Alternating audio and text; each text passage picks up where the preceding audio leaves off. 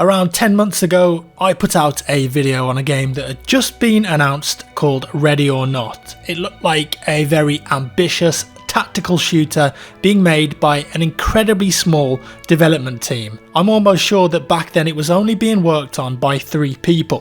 Fast forward to present day, and I'm still not sold on the name. Time apparently doesn't heal everything. But thankfully, I'm not bringing you a video to talk about the name, but instead go over some very interesting things in their latest development blog that's just been put online. Now, from the introduction to the blog, you can tell how small the development team actually is because they say it's difficult to put development on hold and focus on a dev blog due to the size and speciality of their team. That should tell you that this really is a small handful of people working on a very ambitious title, but it's worth bearing in mind. And throughout this video, you're going to see video clips that they've released with the blog to show some of the progress and updates. So Ready or Not is a SWAT game. It's a tactical first-person shooter where you're utilizing tactics in certain scenarios to often rescue hostages. As such, artificial intelligence needs to be pretty good, and for the past year,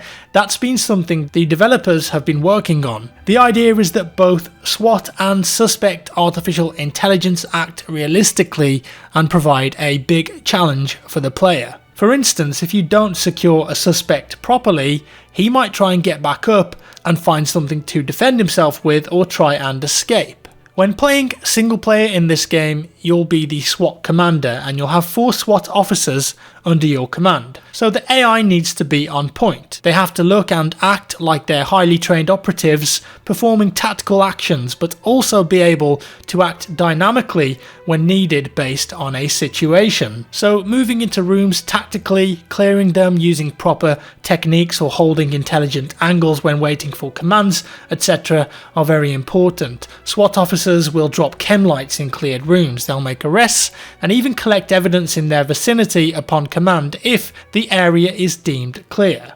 Now, in the batch of videos they released, they showed off a small clip of a suspect being shot, and in the clip you can see the suspect rolling back behind a vending machine to try and get away. Don't get me wrong, this isn't exactly the most advanced AI you're ever going to see, and I still think there's a long way to go, but when you consider how small the team is working on this game, I think so far what they're showing here, they've made fantastic progress. Options for entering rooms, well, you can expect breaching methods, C2 charges, door rams, before of course utilising grenades such as flashbangs before entering rooms. As standard, the rules of engagement for the other SWAT officers is to call contacts to the team leader before engaging them, but once room entry has happened and they're in combat, they're going to shift to a more dynamic AI where they're far more likely to engage targets if they're seen. You can of course put your team in aggressive mode to begin with though, if you want to. The blog also mentions a new feature that the team have added called Go Codes. What this means is that players can separate their element into blue and red and then order them to take different entry points in the room, or rooms as it may happen to be. And then you can initiate the breach altogether or as a single group, allowing the remainder of the team to cover a different location. When I read that, it just reminded me of playing the original Rainbow Six games in the planning phase, where you could literally plot out every single move of your team. Something that was very fun and engaging back in the day. Now, of course, one of the most unpredictable elements of hostage rescue, because, I've got a lot of experience as a SWAT officer, has to be the hostages, right? Human nature just means that when you're in a very stressful and scary situation that you're bound to react unpredictably. As such, this is also somewhere the AI for this game has been worked on. Some AI hostages will panic when shots are fired, and some may try to run away from the combat to avoid being hurt. For such a small team, you may also be surprised to learn that they've invested in high-end motion capture cameras used on other pretty big games. Their animator, and notice I said animator and not animators, has been hard setting up the necessary systems and procedures so they can capture all the action and animation they need for the game, which isn't a small feat even for a bigger team. Of course, the difference between motion captured animations and computer driven ones can be quite a drastic one. Interestingly, they say they're going to use the system for facial motion capture to make some gruesome animations. I can't wait to see those. They did release a pretty gruesome screenshot too.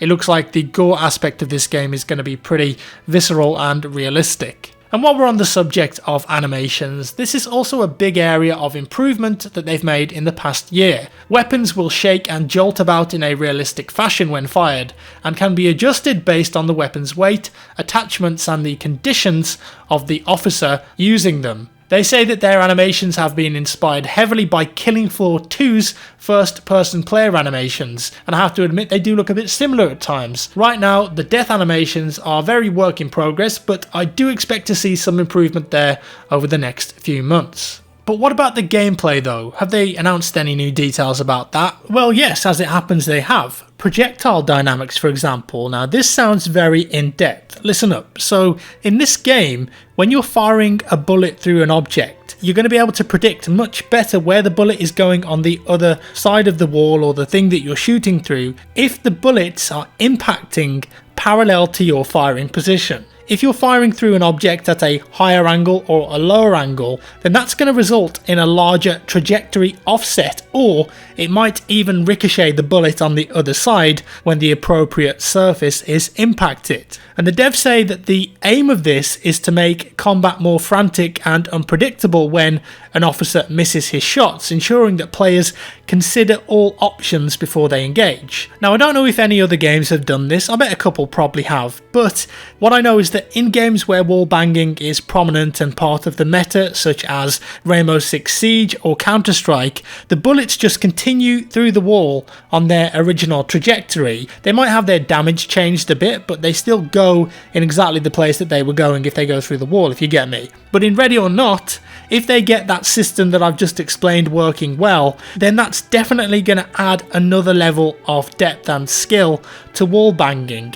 It's not just simply going to be a case of, hey, I know that there's a guy there behind that wall, I can hear him, I've got some recon on him, whatever, so that's exactly where I'm going to shoot and I'm going to kill him. Instead, you're going to have to take your firing position and angle that you're firing from into account on top of that, and I'm really into that level of detail. How about reloading? Well, you can reload as you would expect using the R key, but you can now also fast reload by double tapping the key. This will eject the magazine to the floor and allow you to reload faster, around 30 to 60% faster in fact, but you will lose the drop magazine as it cannot be reclaimed. On top of that, you can hold R to check your magazine capacity at any time and ammo type. Because of some of these changes, the user interface has been pulled back, and they're definitely going to go with a less is more attitude. Knowing how many bullets you've got in your magazine is down to you either knowing how many you fired or taking the time to check yourself. You'll still get a compass though to give directions, which will be especially important